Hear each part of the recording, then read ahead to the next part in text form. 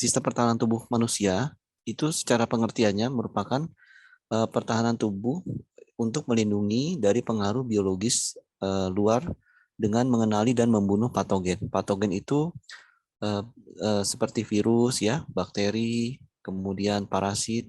Jadi mikroorganisme atau makhluk yang tidak kasat oleh mata disebut sebagai mikroorganisme yang bisa setiap saat itu menyerang tubuh kita, nempel di badan kita, dan bisa menyebabkan penyakit. Tubuh kita setiap hari selalu ditempeli oleh patogen. Jadi patogen-patogen ini atau mikroorganisme yang bisa menyebabkan penyakit ini menunggu saat yang tepat untuk dia bisa masuk ke dalam tubuh kita dan menginfeksi, menyebabkan penyakit. Respon imun itu sendiri merupakan pengertiannya ya adalah respon tubuh kita secara kolektif atau secara berjamaah kira-kira begitu dan terkoordinasi. Jadi merupakan respon yang kompleks ya dan terkoordinasi dari sistem imun terhadap pengenalan zat asing. Zat asing ini macam-macam, bisa dari bakteri, virus, parasit maupun zat-zat lainnya. Bisa juga berbentuk kimiawi ya yang sehingga menimbulkan respon imun berupa alergi misalnya. Akan mengidentifikasi berbagai macam pengaruh biologis dari luar. Contohnya adalah infeksi bakteri, virus, parasit ya. Bakteri contohnya ya, bakteri salmonella yang menyebabkan tipes. Virus contohnya ya macam-macam, ada virus influenza, ada virus COVID yang ini masih menjadi pandemi di seluruh dunia ya, dan virus-virus lainnya, virus hepatitis. Parasit contohnya ya, kutu, kemudian jamur. Jamur itu bukan bakteri ya Bapak Ibu. Jamur itu kategorinya parasit, parasit. Tiga-tiganya sama-sama mengerikan. Tapi dari ketiganya ini yang paling susah dieradikasi atau paling susah di sistem imunitas kita akan mengidentifikasi berbagai macam pengaruh biologis dari infeksi tersebut serta sudah diidentifikasi kemudian dihancurkan zat-zat tersebut dan memusnahkan mereka dari sel serta jaringan yang sehat supaya jaringan kita itu bisa tetap berfungsi secara normal. Itu secara garis besar tentang sistem pertahanan tubuh manusia dan juga tentang respon imun. Jadi secara singkatnya ya respon itu apa sih? Jadi respon secara kolektif dan terkoordinasi terhadap serangan dari luar.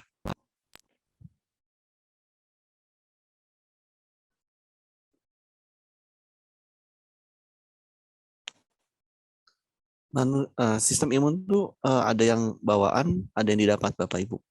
Jadi sistem imun atau sistem kekebalan tubuh kita ada yang kita bawa dari lahir, ada juga yang kita dapatkan saat kita sudah hidup di dunia ini ya. Sistem imun bawaan itu merupakan mekanisme pertahanan dari infeksi yang kita dapat segera dan dipicu beberapa saat setelah terpapar hampir semua jenis patogen. Jadi bisa dibilang sistem antibodi alamiah. Sistem kekebalan ini merupakan sistem kekebalan yang pertama dan melengkapi manusia sejak saat kita dilahirkan. Contohnya apa? Sistem imun bawaan. Contohnya ya, kita pernah kena cacar. Seseorang yang pernah kena cacar, dia masih mungkin kena cacar lagi, masih mungkin terkena virus cacar namun bentuknya menjadi herpes zoster, tapi yang pasti dia tidak akan mudah terserang cacar. Jadi nggak akan seseorang dalam hidupnya terkena cacar sampai 3 kali atau sampai 5 kali. Begitu juga dengan virus-virus influenza. Bagaimana kalau kita ada pertanyaan, kalau virus influenza itu bisa meningkatkan sistem bisa membuat tubuh kita mengenali suatu virus influenza, kok dalam 3 tahun saya pernah kena flu 3 kali, setidaknya sedikitnya dalam 1 tahun tuh saya bisa kena flu 1 kali, misalnya ada pertanyaan seperti itu. Bapak Ibu bisa menjawab. Jawabannya adalah yang pertama, virus influenza itu ya memang merangsang tubuh kita untuk membentuk antibodi terhadap virus tersebut. Namun bisa saja virus influenza yang menyerang kita itu merupakan virus yang bermutasi. Jadi sama-sama virus influenza, tapi jenisnya yang sudah mulai berbeda. Sehingga tubuh kita ketika diserang dengan virus influenza tipe baru, jenisnya influenza tapi tipenya tipe baru gitu ya. Contoh kayak mobil aja, jenisnya jenis hatchback, mobil dari produk merek A misalnya. Tapi setelah sekian tahun kan beda lagi bentuknya, beda lagi variannya. Padahal serinya seri itu gitu ya. Begitupun juga dengan virus gitu. Jadi dia masih jenis virus influenza tapi sudah jenis yang beda, udah jenis yang apa, kalau kayak mobil tuh facelift lah gitu, udah yang seperti itu ya. Sehingga tubuh kita, loh ini lain lagi nih virusnya. Nah, dia masuk ke tubuh kita. Tubuh kita belum punya sistem pertahanan untuk seperti itu. Terjadilah apa namanya respon imun yang membuat yang dalam bentuk tubuh kita menjadi demam ya. Kemudian terjadi peradangan, itu merupakan sistem perlawanan dari tubuh kita terhadap infeksi. Itu contohnya ya. Itu jawabannya. Kenapa kok katanya sistem imun bawaan itu membuat tubuh kita tuh mengenali infeksi tersebut dan tidak akan terkena lagi. Bisa saja terkenanya dengan jenis yang apa, dengan varian yang berbeda. Masih jenis virus influenza tapi varian yang berbeda. Sistem imun yang didapat itu merupakan mekanisme pertahanan tubuh berupa perlawanan terhadap antigen. Antigen itu apa? Yaitu tadi virus ya, itu antigen. Pokoknya dari luar yang menyerang tubuh kita tuh namanya antigen, yang diperankan oleh limfosit B dan limfosit T. Jadi Bapak Ibu mulai sekarang sudah tahu ya, sistem imun tubuh alamiah kita namanya limfosit B dan limfosit T. Ada 3 jenis molekul yang penting dalam hal ini, yaitu protein MHC, kemudian antibodi atau disebut sebagai imunoglobulin, dan reseptor sel T. Reseptor itu radarnya dari sel T, sel contohnya TCR dan T-cell reseptor. Itu tadi sistem imun yang apa? Yang bawaan ya. Kemudian cara kerja sistem kekebalan bawaan. Jadi cara kerja sistem kekebalan tubuh kita yang kita bawa dari lahir. Gimana sih cara kerjanya? Tadi kan kita bagi dua, yaitu bawaan dan didapat. Sekarang cara kerja sistem kekebalan bawaan. Berbagai mikroorganisme penyebab infeksi melakukan penetrasi. Penetrasi itu masuk ke dalam tubuh kita dengan berbagai mekanisme. Bisa masuk lewat mulut, ya, bisa masuk lewat kulit yang luka, ya. Jadi kulit ini sebenarnya Bapak Ibu ini pelindung badan kita. Tepat di atas di permukaan kulit ini banyak bakteri nempel, jamur ya nempel. Dia nunggu ada kesempatan untuk masuk ke dalam tubuh. Ketika kulit kita tergores, berarti mulai terbuka pintu. Goresannya makin dalam, pintu yang terbuka makin dalam. Goresannya sampai mencapai bagian dalam lagi, atau tersayat ya, masuk dia. Sehingga menimbulkan infeksi. Bentuknya apa? Misalnya ya, bekas tergores, jadi ada nanah ya, kemudian bengkak. Nah, itu bentuk dari infeksi, karena antigen, virus, bakteri itu masuk. Serangan patogen ini perlu segera direspon oleh suatu sistem imun dalam hitungan menit sejak terjadinya infeksi. Jadi begitu Bapak Ibu terserang infeksi, tubuh kita tuh langsung memberikan respon dalam hitungan menit. Dia akan mengirim sistem seperti makrofag, neutrofil, ya, sel-sel yang bertanggung jawab terhadap imunitas atau penjaganya kita ya, tentara penjaganya itu dikirim. Di situ ada infeksi tuh, ada penyerangan ceritanya gitu. Ayo kirim pasukan imunitas ke sana begitu. Disebabkan sistem kekebalan bawaan juga bisa disebabkan karena tubuh setiap saat selalu terpapar mikroorganisme termasuk yang berasal dari individu yang terjangkit penyakit. Jadi infeksi itu bisa disebabkan karena tubuh kita terpapar mikroorganisme ya, artinya kulit kita tiap hari kan pasti nempel bakteri, pasti nempel virus ya. Karena kita di udara terbuka. Di udara terbuka ini kecuali kalau ruangan steril ya. Kalau di udara terbuka itu banyak virus, bakteri semua, jamur berterbangan. Termasuk yang berasal dari individu yang terjangkit penyakit. Contohnya apa? Gigitan hewan. Ini maksudnya apa dari bahasa ini? Maksudnya gini Bapak Ibu. Ketika kita digigit serangga, gigitan serangga itu ya membuat pintu masuk bagi virus atau bakteri yang terdapat di dalam giginya si serangga itu. Jadi ketika si serangga menggigit kita, aduh sakit gitu misalnya, kita lihat, waduh lubang ya kecil gitu. Nah, bakteri atau virus di si serangga itu masuk langsung ke badan tubuh kita, ke dalam tubuh kita.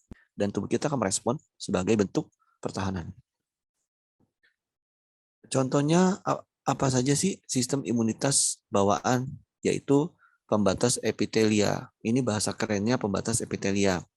Kalau bahasa gampangnya permukaan luar gitu ya. Contohnya apa? Kulit ya. Kemudian lapisan mukosa. Bapak Ibu tahu nggak lapisan mukosa itu apa?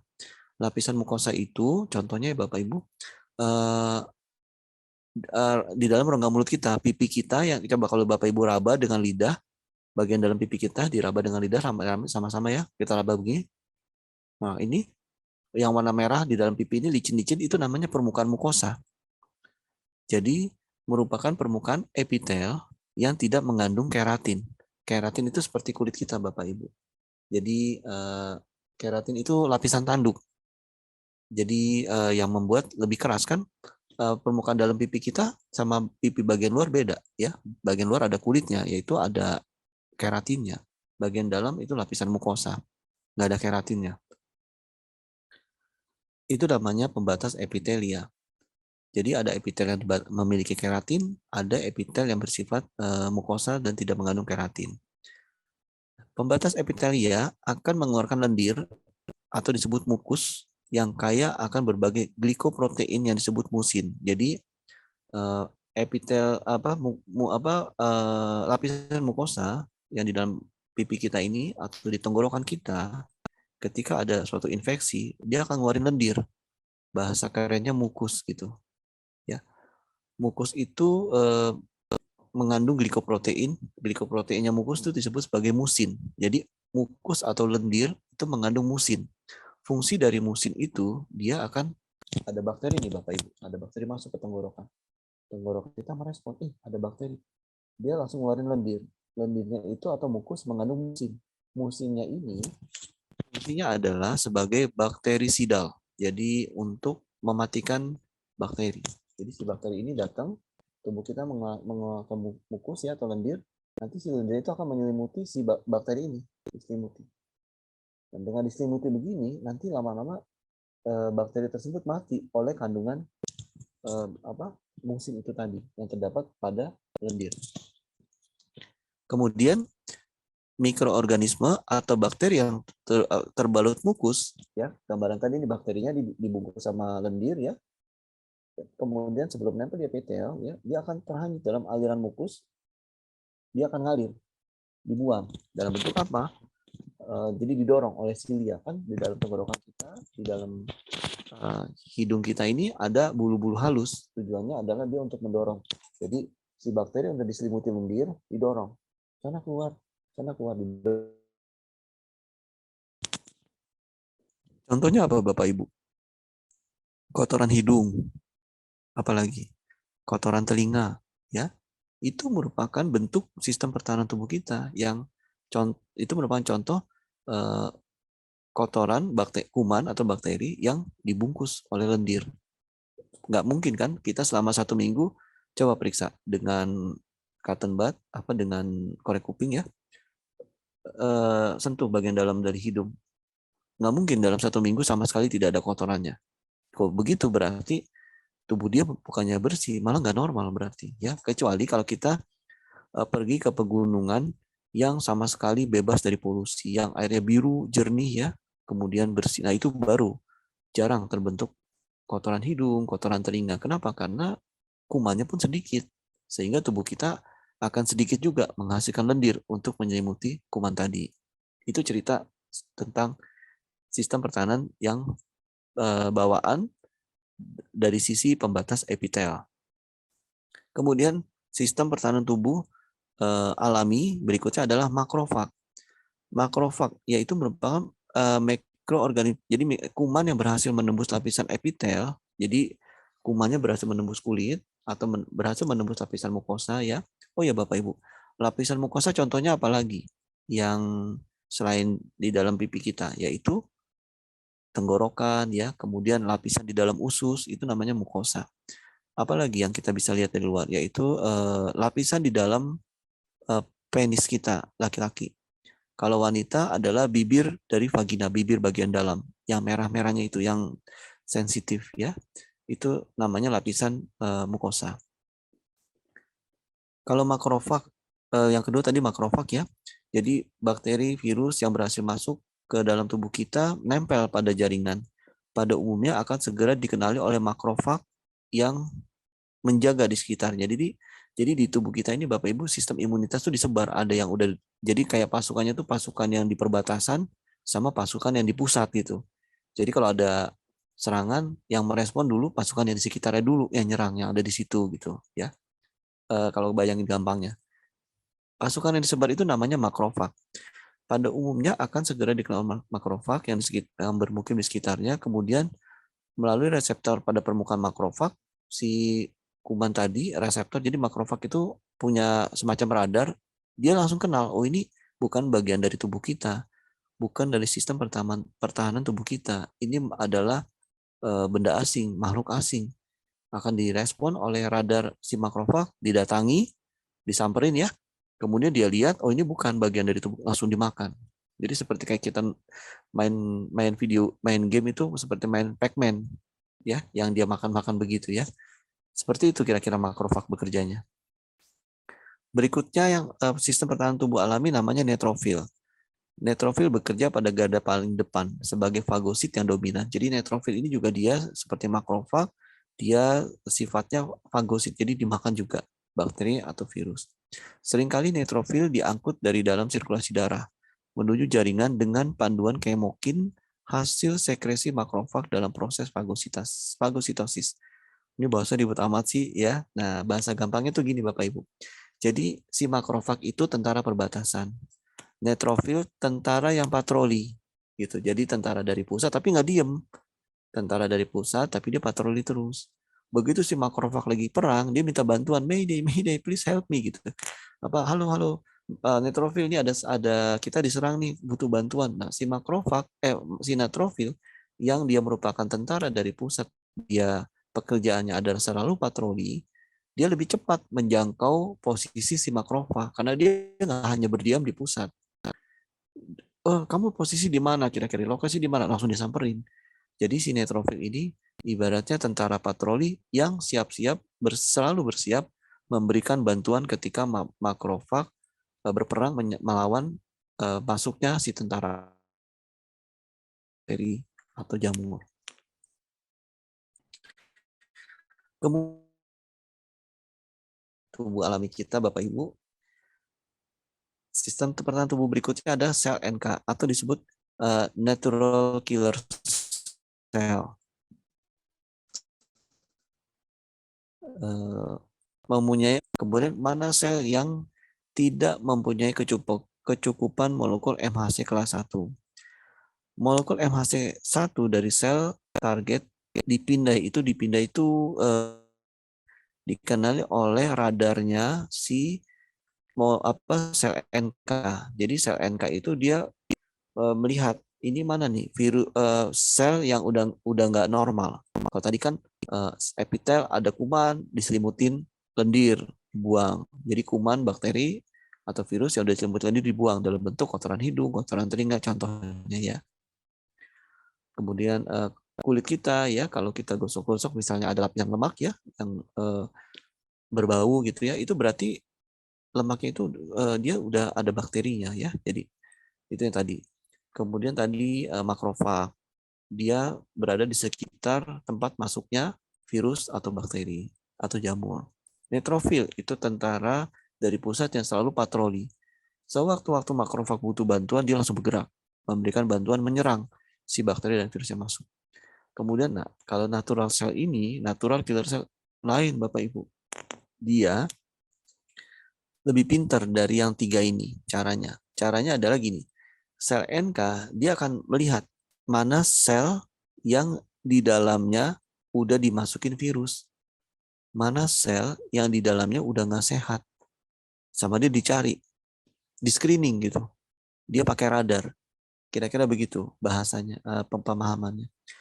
Radarnya si natural killer cell atau sel NK ini, dia akan mengenali Bapak Ibu mana sel yang sudah ada virusnya, mana sel yang udah kena bakteri.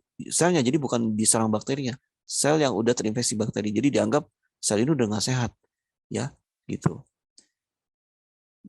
Radarnya dari si sel NK ini namanya MHC1. Kemudian virus atau sel yang tertekan atau karena stres, jadi sel yang udah kena virus atau sel yang sudah rusak ya, sel yang bertransformasi malignan. Jadi sel yang bertransformasi malignan tuh bahasa gampangnya gini Bapak Ibu, sel sehat yang sudah berubah menjadi sel cancer. Jadi sel sehat, sel yang udah baik berubah jadi jahat gitu.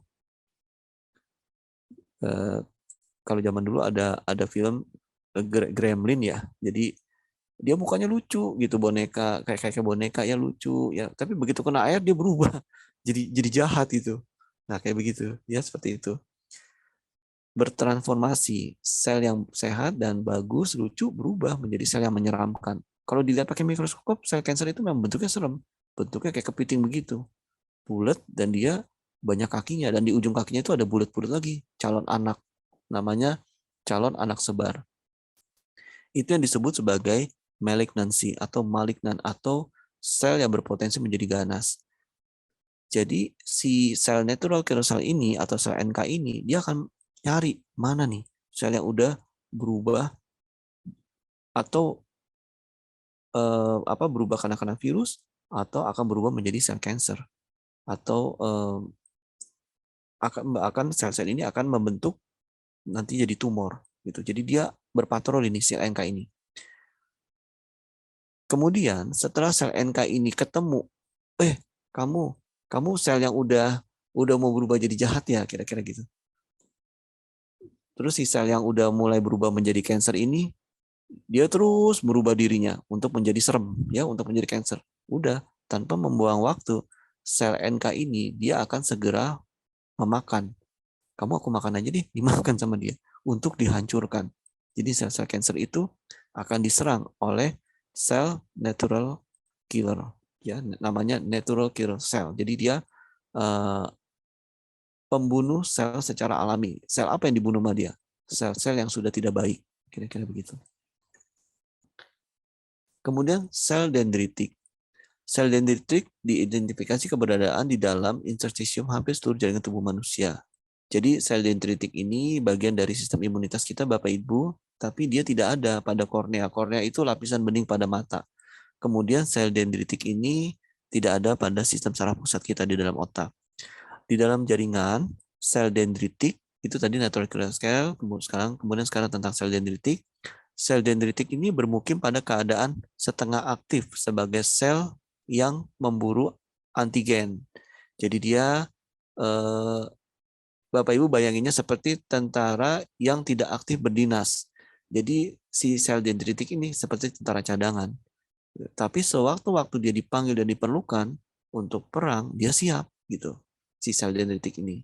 Jadi bukan pasukan aktif, kalau kalau di tentara mungkin disebutnya bukan pasukan organik gitu ya. Jadi sewaktu-waktu dia dipanggil dia siap. Dia nggak perlu dilatih dulu, dia nggak perlu di apa. Pokoknya ketika dipanggil untuk dia nggak udah tahu harus ngapain gitu. Dia udah tahu harus kemana, dia sudah tahu tugasnya. Nah seperti itu sel dendritik, tentara cadangan tapi yang aktif. Jadi dia akan memburu antigen. Antigen tuh ini Bapak Ibu, virus, parasit, bakteri, itu namanya antigen. Begitu ada masuk si virus, bakteri maupun parasit tadi, cara kerja dendritik pertama, makropinositosis dengan reseptornya. Jadi pakai radarnya si sel dendritik ini dia akan melakukan dimakan ya si virusnya tadi atau bakteri tadi ya. Kemudian untuk antigen yang teropsonisasi dengan antibodi. Jadi yang sudah terbentuk antibodinya dia akan dihancurkan dengan makropinositosis. Jadi dimakan ya. Kemudian endositosis untuk antigen terglikosilasi. Ini bahasa terjemahannya tuh gini. Jadi antigen itu yang lebih besar itu akan dimakan oleh sel yang lebih kecil. Jadi dia akan menyelimuti virus yang lebih besar atau bakteri. Jadi dia akan yang penyerang ini lebih besar, si dendritik lebih kecil, tapi dia akan menyelimuti Bapak Ibu. Kemudian dihancurkan. Itu namanya endositosis dengan reseptor manosa. Kemudian cara kerja sistem kekebalan yang didapat. Tadi yang secara alami. Bagaimana sistem kekebalan didapat? Patogen atau penyakit bisa mengecoh atau menekan. Jadi dia bisa Bapak Ibu melakukan manipulasi. Jadi si virus yang pintar, dia masuk ke tubuh kita, dia mengecoh mekanisme sistem imun kita demi mempertahankan infeksi yang telah dijangkitnya. Contoh, ya, contoh itu COVID. Contoh yang paling hangat ya saat ini COVID. Contohnya apa? Kok COVID? Iya, begini Bapak Ibu. Seseorang yang baru terkena COVID, swab PCR itu negatif. Jadi kalau kita di swab PCR, tapi kayaknya badannya anget-anget, kok kayak flu-flu ya di PCR negatif, ya hati-hati, jangan langsung berbahagia. Tetap harus pola hidup sehat, ya makan supah habu alfa ataupun beta, kemudian istirahat yang cukup. Kenapa? Bisa aja saat itu terkena COVID. Jadi nanti dia akan positifnya itu di hari ke-7 atau hari ke-8 sejak pertama kali terinfeksi. Bapak Ibu bayangin, kalau orang yang merasa tubuhnya sehat-sehat aja, dia udah ketemu berapa banyak orang, ya, dia minum kemudian gelas minumnya diminum oleh anaknya atau bagi ya minum anaknya dia minum, habis itu bekas dia minum diminum lagi sama anaknya atau diminum oleh pasangannya atau dia berhubungan dengan pasangannya ketemu orang lain, ketemu saudaranya, ketemu ibunya, waduh, dalam 7 hari udah akan banyak orang yang terinfeksi. Nah ini caranya mengecoh. Jadi dia udah menginfeksi, tapi dia tidak memunculkan tanda-tanda infeksi. Sehingga sistem imun kita masih masih bingung, ini virus ini jahat nggak sih ya? Jadi dia pintar menyamar gitu. Jadi nggak segera dikenali oleh sistem imunitas kita. Begitu sudah 7 hari, diamati oleh sistem kekebalan tubuh kita, baru ketahuan, ternyata kamu tuh penyakit ya, kamu tuh mau nyerang ya, kamu mau bikin kerusakan ya, langsung diserang oleh imunitas kita. Akhirnya apa? Baru timbul dari penyerangan itu timbullah baru namanya baru terdapat hasil yang positif, terbentuk reaksi antigen antibodi, maka itu yang terdeteksi oleh alat-alat medis gitu. Itu contoh patogen mengecoh. Respon imun adaptif diperankan oleh sel efektor dan molekul terkait sekitar hari ke-4 atau ke-5 setelah infeksi awal. Nah, ini contohnya yang tadi saya ceritakan ya. Jadi sekitar hari ke-4 atau ke-5 setelah infeksi awal, rata-rata ke-7, 7 ke atas ya. Jadi baru ketahuan, oh ternyata terinfeksi gitu. Setelah kadar antigen menurun ke bawah ambang batas sistem imun adaptif, respon akan berhenti. Namun antibodi dan memori imunologis akan tetap bertahan dan memberikan perlindungan yang panjang untuk infeksi ulang yang dapat terjadi. Jadi setelah kadar antigen menurun, jadi kita antigen tuh masuk ke tubuh kita, kemudian kita respon oleh sistem imunitas. Kemudian kadar antigen dari si virus tadi menurun ya, sampai pada ambang batas tertentu. Kemudian respon dari si antigen itu akan berhenti. Jadi respon akan berhenti maksud gini, pola penyerangan dari si virus atau kuman itu dia akan berhenti karena dia kalah ya. Nah setelah dia kalah, tubuh kita akan menciptakan akan melakukan printing dari jenis infeksi yang masuk tadi. Itu yang disebut sebagai namun antibodi dan memori imunologis. Jadi tubuh kita akan membaca sistem sistem dari struktur genetik si virus atau bakteri itu tadi. Untuk apa? Untuk dicontoh, dibuatkan antibodinya. Nanti ketika suatu saat kita diserang lagi, kita udah kebal, kira-kira begitu. Jadi bahasa lainnya juga contohnya gini, ketika tentara musuhnya udah mati ya, kalah gitu ya. Nah, tentara kita akan berusaha mempelajari senjatanya tentara musuh ini apa aja sih.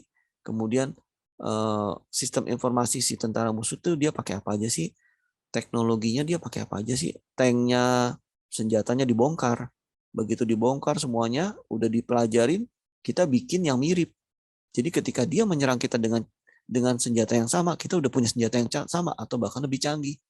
Itu maksud dari bahasa ini. Jadi ketika dia nyerang lagi, kita udah punya sistem pertahanan sehingga efek kerusakan atau efek kemenangan dari si virus yang masuk tadi nggak akan tercapai karena kita dengan cepat bisa mengalahkan dia. Kenapa? Karena kita sudah mencontoh, sudah memprinting antigen dia, sudah mencontoh senjata dari si tentara yang tadi sudah kita kalahkan, ketika bantuannya datang, kita sudah memiliki senjata yang sama atau senjata lebih canggih, sehingga senjata itu bisa kita pergunakan untuk menyerang balik. Dan dengan cepat, dia tidak akan menyebabkan infeksi, tidak akan menyebabkan reaksi yang merugikan, gitu. Kira-kira seperti itu. Contohnya apa? Sistem kekebalan yang didapat Bapak Ibu. Contohnya ya. Contohnya yaitu vaksin. Kita dimasukin virus yang lemah, jadi virusnya udah lemah. Tubuh kita akan menyerang virus yang lemah itu tadi, kemudian namanya udah lemah ya, berarti dengan mudah kan virusnya dikalahin. Ketika virusnya dikalahkan, tubuh kita akan memprinting, menyalin struktur sistem DNA, sistem segala macam ya, dari si virus yang dikalahkan itu tadi, yang udah dilemahkan terus dikalah dan mudah dikalahkan. Dicontoh DNA-nya, apanya, untuk apa? Untuk dibuat antibodinya. Seperti kita yang selama ini pernah divaksin anti COVID, Bapak Ibu. Kan kalau habis divaksin anti COVID, ada reaksi kan? Demam-demam, reaksinya mirip-mirip orang COVID, tapi tidak separah yang orang kena COVID betulan. Gitu. Kenapa? Karena virusnya sudah dilemahkan. Cuman untuk mancing tubuh kita untuk menghasilkan antibodi. Kemudian itu tadi ya sistem sekilas tentang sistem imunitas. Sekarang kita ada yang bawaan, ada yang didapat. Sekarang kita berpikir lagi, baik kalau begitu bagaimana cara meningkatkan daya tahan tubuh? Pertama adalah tidur dan istirahat yang cukup. Rata-rata berapa lama? Kurang lebih 8 jam, tapi bagi yang sibuk ya masih bisa ditoleransi sekitar 6 jam. Yang kedua, perbaikan nutrisi. Yang ketiga, perbaikan sel dan regenerasi sel. Nah, ini penting. Jadi, perbaikan nutrisi beda, Bapak Ibu, dengan perbaikan sel dan regenerasi sel. Kalau perbaikan nutrisi adalah untuk menjaga keseimbangan sistem yang berjalan di dalam tubuh kita. Jadi kalau kayak Bapak Ibu bayangin ya, seperti kendaraan. Kalau kendaraan perbaikan nutrisi itu ya, kendaraannya contohnya diberikan bahan bakar yang bagus ya, diberikan pelumas yang baik, yang berkualitas baik. Kemudian ini masih mobil konvensional ya, bukan mobil listrik ya. Kemudian diberikan coolant yang baik untuk radiatornya supaya tidak mudah mengalami overheat atau mengalami panas. Itu contohnya, itu contoh ya. Itu contoh perbaikan nutrisi. Kenapa saya menggunakan bahasa itu? Supaya Bapak Ibu lebih mudah membayangkan. Itu contoh perbaikan nutrisi. Kan kendaraan juga pakai nutrisi ya. Bensin kok nggak dikasih makan, dia nggak bisa jalan. Mobil kok nggak dikasih bensin, maksudnya maaf, dia nggak bisa jalan. Kita isi air gitu, bukan makanan dia nggak akan bisa jalan. Begitupun kita harus selalu setiap hari harus diberikan nutrisi yang perbaikan nutrisi. Kadang ada teman-teman kok bercanda, kalau pas habis gajian, wah perbaikan nutrisi gitu ya. Itu bercanda ya. Tapi yang paling baik adalah sebetulnya perbaikan nutrisi nggak harus mahal. Ya, dengan makanan yang bersih, sehat itu bisa setiap hari.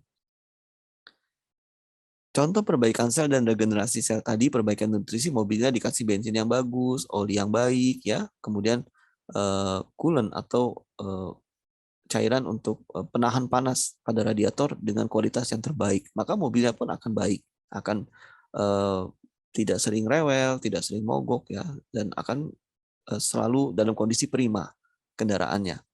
Itu contoh perbaikan nutrisi pada mobil misalnya. Nah, kalau pada manusia, perbaikan nutrisi makanan, vitamin ya seperti itu.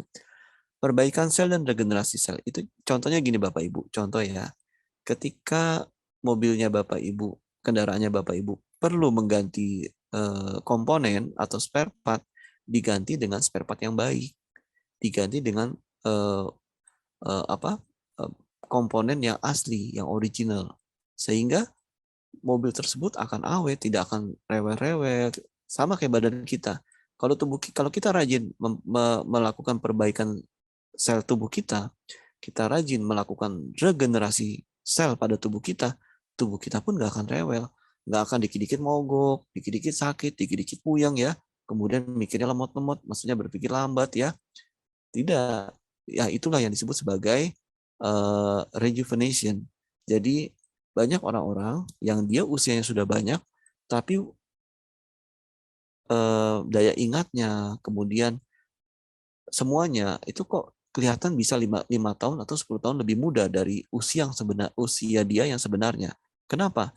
Karena tubuh dia selalu melakukan perbaikan sel dan regenerasi sel sehingga dia awet. Jadi seperti kayak Bapak Ibu kalau lihat mobil yang udah lama, udah umur 30 tahun, tapi kok nggak pernah mogok. Tapi kok dibawa kemana-mana AC tetap dingin. Diajak macet-macet, nggak mogok-mogok.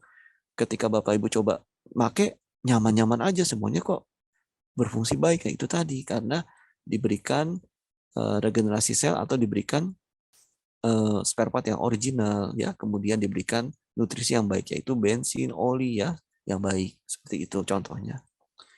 Bagaimana kalau kita terapi dengan herbal? Contohnya, bisa nggak sistem imunitas kita bisa kita terapi dengan herbal nggak? Jawabannya bisa. Bagaimana caranya? Sekarang kita lihat. Saat ini kita kupas Bapak Ibu dengan Supabu Alpha. Supabu Alpha ini berisi albumin, kurkuma, ekstra kurkuma. Albumin kandungannya 300 mg, jangan lupa ya. Kurkuma 100 mg, dan moringa atau ekstrak daun kelor 100 mg. Kenapa kok Supabu Alpha isinya nggak albumin aja? Kenapa kok Supabu Alpha? Akan timbul pertanyaan dari orang lain ya, misalnya, kok isinya tidak kurkuma aja? Oh ada kurkumanya. Wah, saya mah punya kurkuma, banyak nih tablet kurkuma gitu ya. Apalagi, oh isinya moringa, ada di rumah saya ada pohon daun kelor gitu. Saya pasang di depan rumah banyak biar nggak ada hantunya misalnya gitu. Kadang ada teman-teman yang bercanda begitu, tapi benar-benar ditanam sama dia. Mungkin bercanda atau serius saya nggak tahu ya, tapi begitu ya, ditanam daun kelor katanya.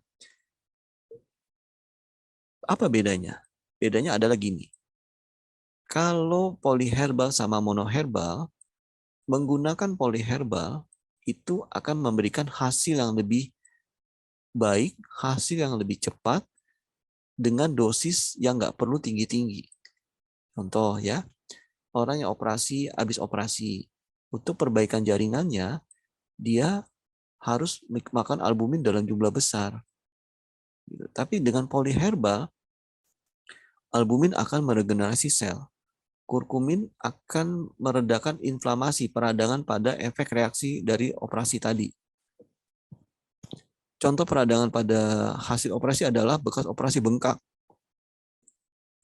Ya, contoh gampang nih Bapak Ibu. Orang-orang yang habis operasi wajah untuk mempercantik diri, pasti kan dia bengkak-bengkak dulu mukanya.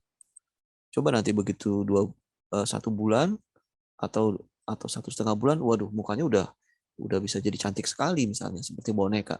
Tapi sebelum seperti boneka itu dia bengkak-bengkak dulu. Nah itu namanya reaksi inflamasi dari operasi. Reaksi inflamasi tersebut dapat diatasi dengan antiinflamasi, anti peradangan yang terdapat pada albumin, terdapat pada kurkumin, pada Supabu Alpha, kemudian yang terdapat pada moringa. Bapak Ibu bayangin, kalau kita berikan albumin aja, hanya diberikan satu jenis antiinflamasi.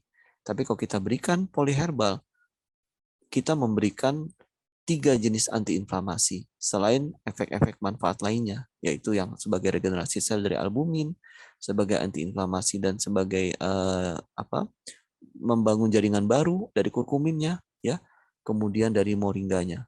Nanti kita kupas satu persatu lebih dalam. Saat ini di negara-negara maju, Bapak Ibu, ya, penggunaan obat berbahan dasar alam sudah banyak digunakan, baik tunggal maupun campuran. Supahabu lebih memilih cara yaitu polyherbal. Kenapa? Karena polyherbal lebih dari satu macam herbal merupakan gabungan beberapa zat aktif dari bahan alam dalam satu sediaan. Jadi dalam satu kapsul itu ada albumin, ada kurkumin, dan moringa. Dikarenakan konstituen atau isi dari struktur kandungan kimia, fitokimia itu artinya kandungan kimia berasal dari tumbuhan. Fitokimia aktif dari masing-masing tanaman tidak cukup kuat untuk mencapai efek terapeutik yang diinginkan. Itu tadi ya. Albumin nggak mungkin dia, kalau kita mengadakan albumin untuk bergerak sendiri, ya bisa dia, tapi perlu albumin lebih banyak untuk hasil yang sama. Tapi kalau kita menggunakan polyherbal, kita nggak perlu menggunakan albumin terlalu tinggi. Kenapa? Karena di sisi lain itu akan ditutup, akan dilengkapi oleh kurkumin dan moringanya. Maka dengan polyherbal menggabungkan beberapa zat aktif dari bahan alam dengan rasio tertentu. Rasio tertentu itu dengan takaran, dengan dosis tertentu, akan memberikan efek terapi yang lebih baik dan mengurangi toksisitas. Loh, kok bisa toksis? Kenapa? Ya toksis lah.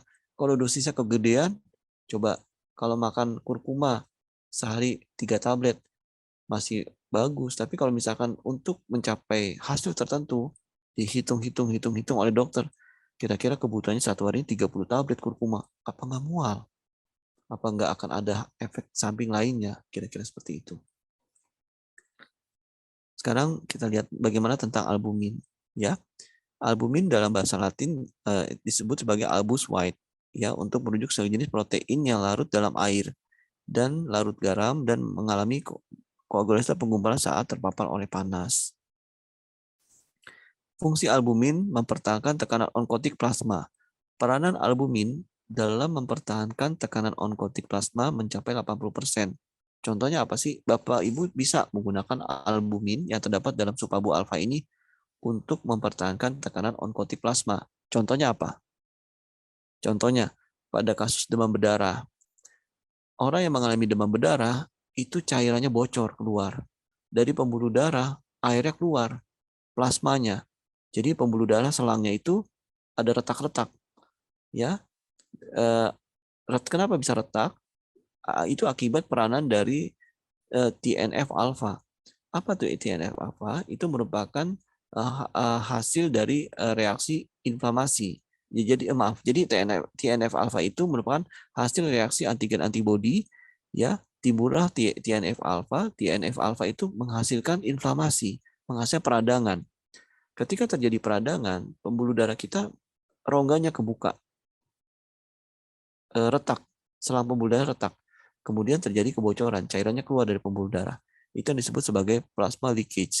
Jadi plasmanya itu keluar dari pembuluh darah. Hasilnya apa kalau plasma keluar? Darahnya kering, darahnya jadi pekat. Nah, albumin ini dia menjaga supaya kadar cairan di dalam pembuluh darah tidak bocor keluar. Bahasa gampangnya begitu, ya.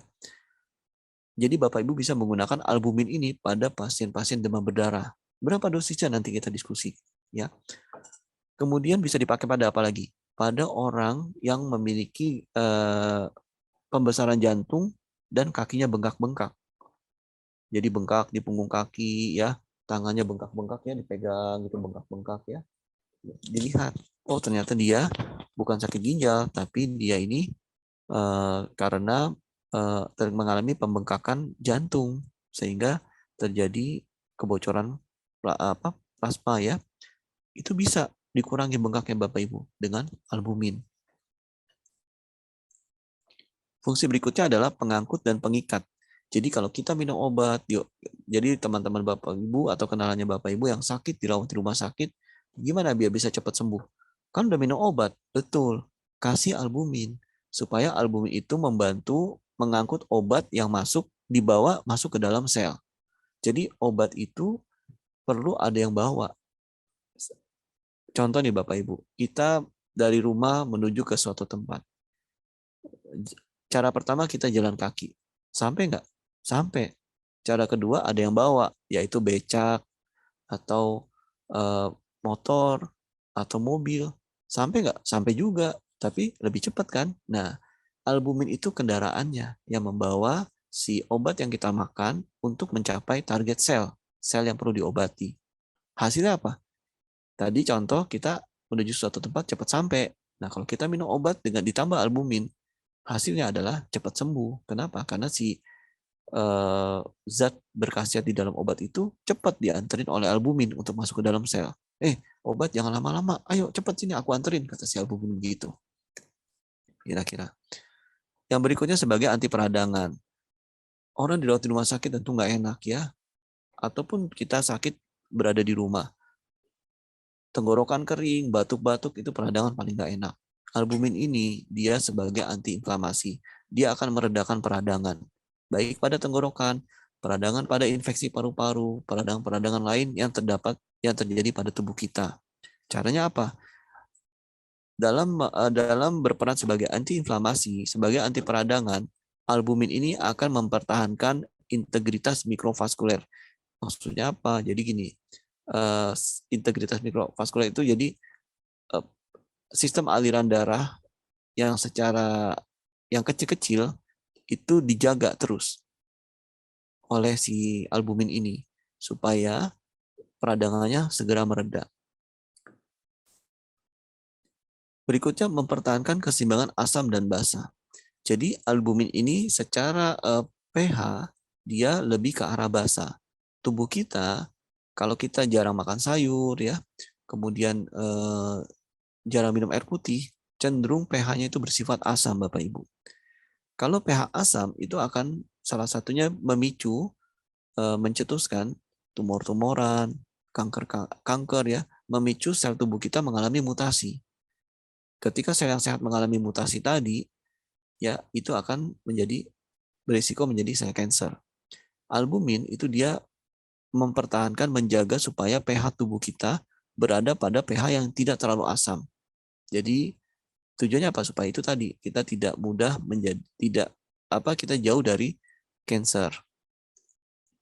Sebagai antioksidan, albumin dalam serum bertindak menghambat produksi radikal bebas. Jadi kalau tubuh kita memproduksi radikal bebas atau radikal bebas yang datang dari luar, itu akan dicuci, dibersihkan oleh albumin ini tadi. Apa hubungannya antioksidan dengan kesehatan? Jadi kalau tubuh kita teroksidasi, sel tubuh kita teroksidasi, maka sel tubuh kita akan mengalami yang namanya stres metabolik.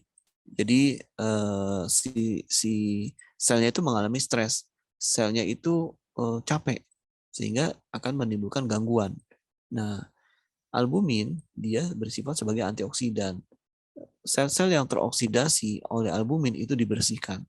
Sel-sel yang terpapar racun oleh polusi, oleh pengawet ya, polusi dari udara, kemudian oleh pengawet, itu kan polusi juga, pengawet makanan ya, pewarna, itu akan dicuci, dibersihkan sel-sel tubuh kita oleh albumin. Berikutnya sebagai antikoagulan atau mencegah penggumpalan dan menghambat agregasi trombosit. Jadi dia menghambat plak-plak di dalam pembuluh darah kita. Jadi ketika pembuluh darah kita luka dan terjadi untuk pengeringan lukanya, bisa itu memicu plak-plak pembuluh darah, bukan lemak tapi bekuan darah. Nah, bekuan darah ini bisa secara bertahap dihancurkan oleh albumin ini tadi. Bagaimana manfaat albumin untuk imunitas? Itu tadi secara garis besar ya fungsi albumin. Banyak ya, antiinflamasi ya, dan tadi banyak.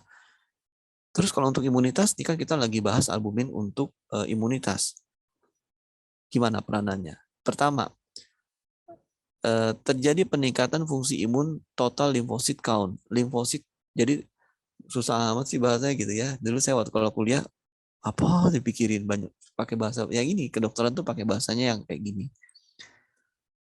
Terjadi peningkatan fungsi imun TLC atau total lymphocyte count. Maksudnya apa sih? Bahasa gampangnya, walah jumlah sel limfosit dah gitu ya. Sel limfosit itu apa? Sel limfosit itu ini Bapak Ibu. Sel limfosit itu sel tubuh kita bagian dari leukosit yang berperan sebagai sistem pertahanan tubuh. Bahasa gampangnya apa sih? Sel limfosit itu tentara baik gitu. Jadi tentara penjaga di dalam tubuh kita. Jadi terjadi peningkatan fungsi imun TLC dan terjadi penurunan faktor inflamasi TNF alpha. Jadi kalau kita sering mengkonsumsi albumin, ya, kita akan menambah jumlah tentara baik, maksud dari tulisan ini ya, dan faktor-faktor peradangan di tubuh kita yaitu TNF alpha itu akan berkurang. Sehingga apa? Ketika faktor peradangannya berkurang, otomatis bibir kering, ya, tenggorokan kering, lambung-lambung yang perih-perih, kemudian usus-usus yang radang itu pun akan segera diredam. Kenapa? Karena TNF alpha-nya juga dikurangi oleh albumin itu tadi. Fungsi yang kedua, albumin dalam imunitas yaitu dia memblok suatu keadaan neurotoksik oksidan stres. Jadi sel yang terkena oksidan itu mengalami stres. bukan kayak kita banyak pikiran, tapi kerusakan lah kira-kira begitu.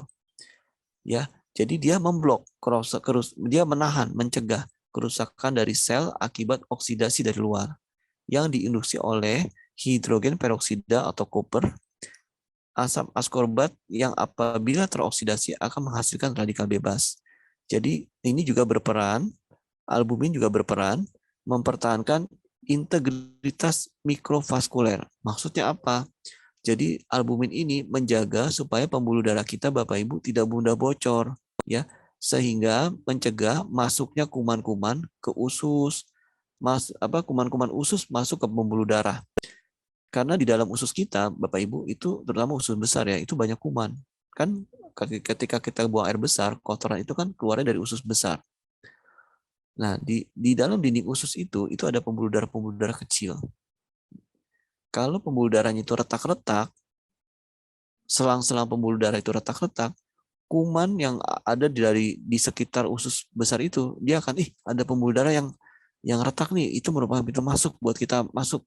Dia akan masuk ke dalam saluran pembuluh darah. Nanti dia akan berenang di dalam selang pembuluh darah, ikut dalam saluran pembuluh darah, dia terus ya lama-lama dia bisa kemana-mana itu kuman, bisa ke otak, bisa.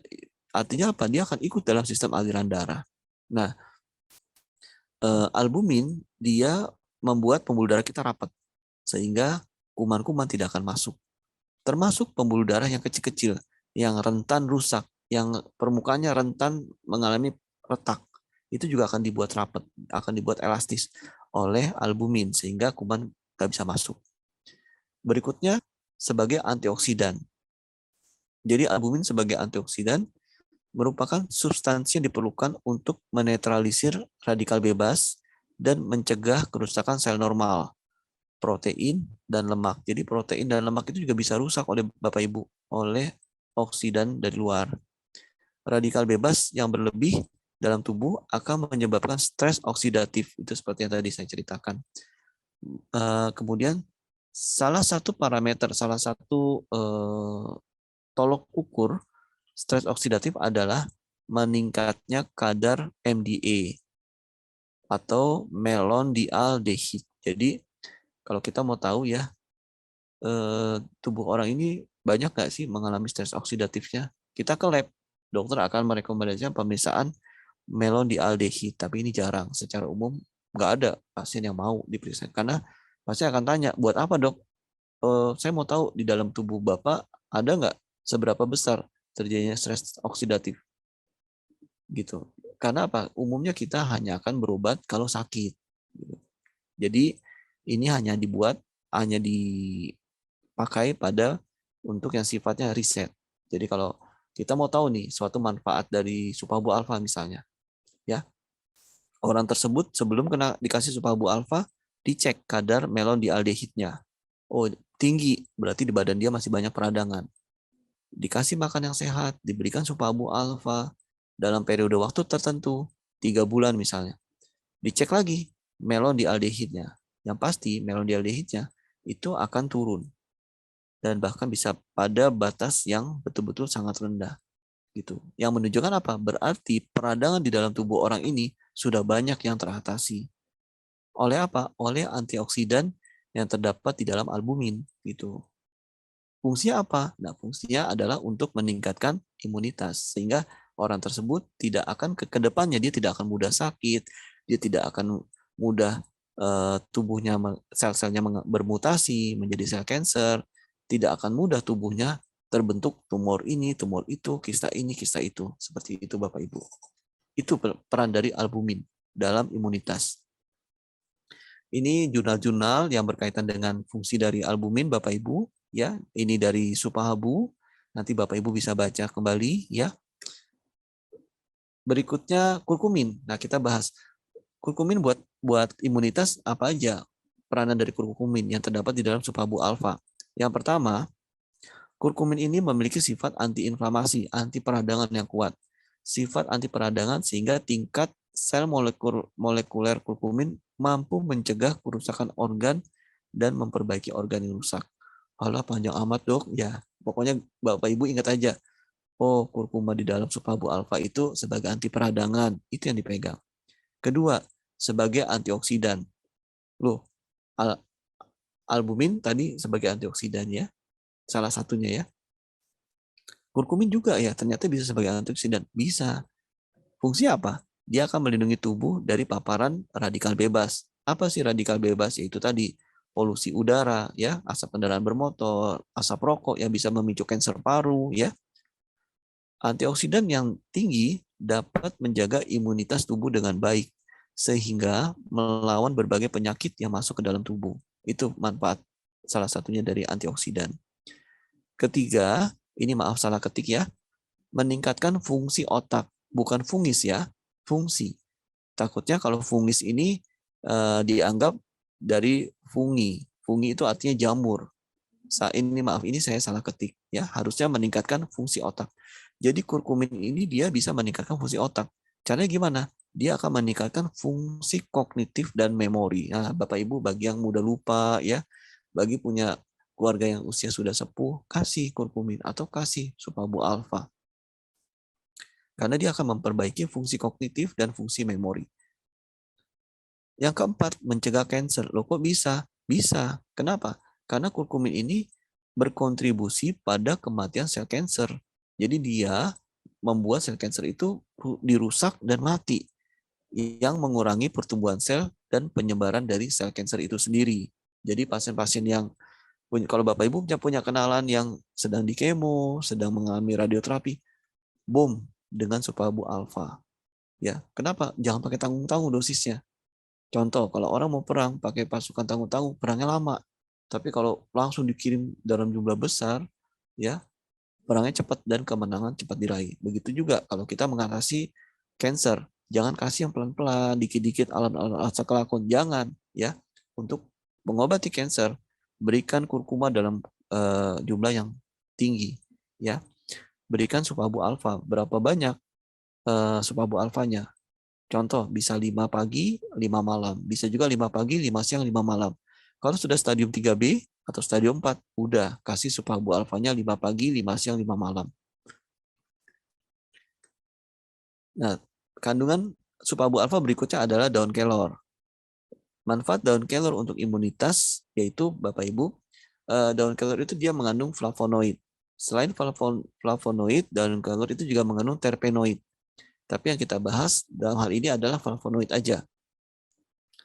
Antioksidan yang flavonoid itu merupakan antioksidan yang juga salah satu jenis dari fitonutrien yang berasal dari tanaman. Maksudnya nutrisi yang berasal dari tanaman. Memiliki banyak manfaat untuk tubuh berkat sifat anti peradangan. Jadi flavonoid ini sebagai antiinflamasi serta kemampuannya dalam meningkatkan kekebalan tubuh. Jadi flavonoid ini sebagai anti peradangan dan dia merangsang sistem kekebalan tubuh. Kedua, cara kerjanya yaitu menekan peradangan dan menekan hormon pemicu rasa lapar. Nah, Bapak Ibu, siapa di sini yang ingin mengurangi berat badannya? Minum supabu alfa, karena supabu alfa itu dia menekan hormon pemicu rasa lapar. Jadi ada hormon yang bisa memicu rasa lapar itu dia akan ditekan oleh daun kelor ini.